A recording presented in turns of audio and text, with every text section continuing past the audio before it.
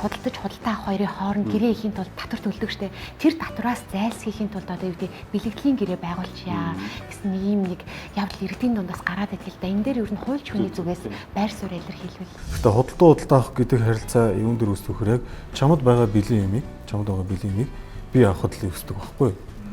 Одоо шинэ төсөл бол шинэ орон сууц бол сарын дараа ч магадгүй жилийн дараа ашиглалтанд орно.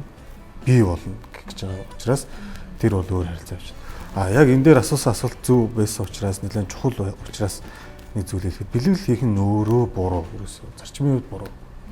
Татвараас цухтаж ийн гэдэг нь өөрөө одоо цухтаад ер нь хаа болтгоо дээ. Би чамд одоо өөрөө арай чам гэж 340 сая төгрөг нэг өрөө байр авчаад би одоо татврын хүн амын урлагийн хаалганы татврын тухай хуулийн дээр хөнгөлөлт байж байгаа. Би 30 хүртэл сая төгрөгнөөсөө 3 хүртэл сая төгрөгийн хөнгөлөлт идэх боломжтой байхгүй. Тэгэхээр би 40 сая төгрөг биднэр төлсөн. Тэгээд ингээд бүх процессыг явуулсан. Тэрийгээ дараа нь би нотлох татврын дүүрэг албанаас шаардсан материалаа бүрдүүлж өгөөд би хөнгөлөлтөө идэх боломжтой. Гэтэл бэлгэлээр хийвэл тэр маань худлаа болно гэсэн. За баярлалаа. Тэгэхээр иргэд маань ч гэсэндээ бас нэг хуулийн зөвлөхөөс зүйтэй мэдээлэл авсан байхаа гэдэгт найдаж байна. Тэгээ хоёулаа эргээд яриандаа орё тийм ээ. Шинэ байр худалдаж авахд ер нь гэрээн дээр хамгийн гол анхаарах зүйлсийг маш товчгоноор бас үзэгчтэй тайлбарлаж өгнө. Нэгдүгээр хугацаа, хоёрдугаар хэмжээ, заад хоноглолын асуудлаа нэмэлтээр оруулаад ирнэ. Гуравдугаар тэр үнийн асуудал. За өнөөдөр мэдээж өөрчлөлт нийгэм маань өөрөө маш асар хурцтай явж байна. Инфляц их багасах асуудал бол янз бүрийн параметрын үн ер нь өсөж байна.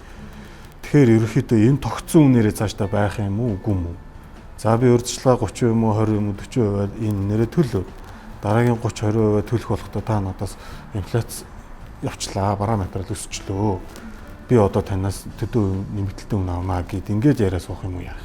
Тэрийг ер нь эртгэнээсээ яар тохироод оруулчих юм бол нэгэнтээ оруулаа гарын өсөх зорчих юм бол тэр гэрээ хөдлөх нь өөрөө одоо баг байдаг байхгүй. Манайх бол одоо жишээ нь захиалагч нараа цуглуулад улиралдны удаа энэ яг төслөөрөө ингэж явуулаад одоо захиалагч нарын хяналт шалгалт их нь хаашийн. Гэхдээ ер нь ямар ч гэсэн тийм арга хэмжээ зөвхөн байгуулдаг.